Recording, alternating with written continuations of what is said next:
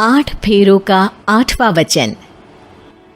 स्वाति ने इसी साल शहर के कॉलेज से पढ़ाई पूरी की है और अब उसके लिए जगह जगह से रिश्ते आने लगे हैं।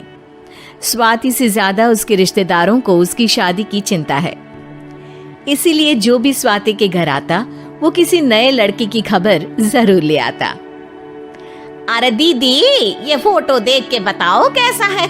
राहुल नाम है लड़के का, मेरी सहेली की बहन का बेटा है। अपनी स्वाति के साथ एकदम प्यारी जोड़ी लगेगी इसकी। जरा दिखाना, फोटो तो बढ़िया लग रहा है। कोई गलत आदत वादत तो नहीं है ना इसे? और कमाता कितना है? अरे कोई गलत आदत नहीं है दीदी, आप कहो तो एक मीटिंग करवा देती हूँ, फिर सब कुछ फाइनल कर लेना। हाँ, ये सही कह रही हो तुम। संडे को स्वाति के पापा भी घर पे ही रहेंगे। बुआ फिर वहां से चली जाती है और रात को स्वाति की माँ उससे कहती है, स्वाति बेटा, आज कमला बुआ ने एक लड़के की फोटो दिखाई है। संडे को वो लोग मिलने आ रहे हैं, तैयार हो ना तुम बेटा? अरे मम्मी, आप कहाँ कमला बुआ के चक्कर में आ जाती हो? अभी इतनी जल्दी कोई शादी वादी नहीं करनी है मुझे। अरे बेटा, अच्छा लड़का है, बुआ जानती है उसे अच्छे से। हाँ स्वाति बेटा, एक बार मिल तो लो, बाद में देखेंगे आगे क्या करना है। वैसे तो कमला रिश्ता लाई है तो मना करने का तो कोई सवाल ही नहीं उठता। संडे की सुबह होती है और कमला बुआ राहुल और उसके मम्मी पापा को लेकर स्वाति के घर आती है। अरे आइए आइए भाभी, इसे अपना ही घर समझिए।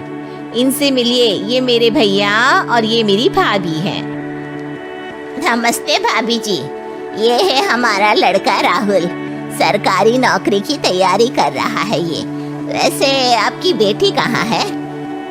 अरे स्वाति बेटा, बाहर आ जाओ। वैसे कितनी पढ़ाई की है स्वाति ने? जी, पोस्ट ग्रेजुएट है हमारी बेटी साइंस में। ये सब तो ठीक है, पर घर संभालना जानती है या नहीं? हमें कौन सी इससे नौकरी करवानी है? नौकरी तो मेरा बेटा करेगा ही। पर मैंने इतनी पढ़ाई की है और आप चाहती हैं कि मैं घर पर ही बैठी रहूं? अरे स्वाति बेटा, ये बड़ों की बात में तुम कहाँ बोल पड़ी? हम सब देख लेंगे क्या करना है क्या नहीं। हम तो इसी बात पर विश्वास करते हैं कि घर के लड़के घर में ही रहे तो ज्यादा अच्छा रहता है। वरना भाई साहब, आप तो आजकल के हाल जानते ही हैं, कितनी घटनाएं होने लगी हैं औरतों के खिलाफ। स्वाति बेटा, रसोई का काम तो पूरा जानती हो ना? शादी के बाद तुम्हें ही संभालना है वो सब। अरे बहुत अच्छा खाना बनाती है ये, आप सब लोग इसकी तारीफ करते नहीं थकेंगे। लो भाई, हो गई मीटिंग, अब शादी की तारीख फाइनल कर लेते हैं। क्यों भैया? भाई, हम तो पंडित जी से चर्चा करने के बाद ही तारीख फाइनल करेंगे। सालों से हम उनकी बातें मानते हुए आ रहे हैं।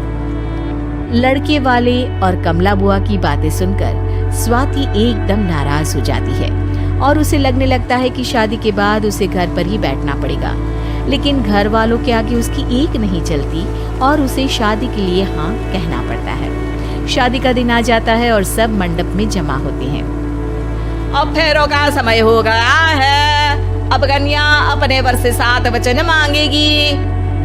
आप किसी धार्मिक आयोजन में जाए तो मुझे भी ले जाएंगे।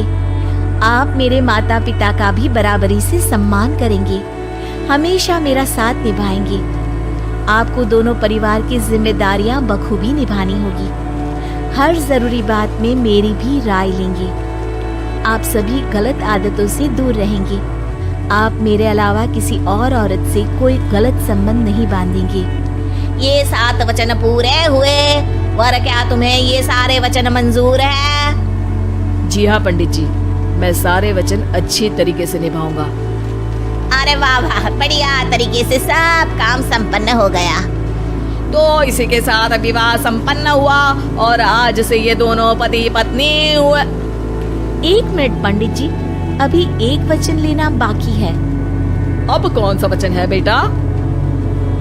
मैं अब हमेशा के लिए किसी दूसरे घर में जाने वाली हूँ, तो पति के अलावा मैं अपने सास ससुर से भी एक वचन लेना चाहूंगी। अब कहो बेटी।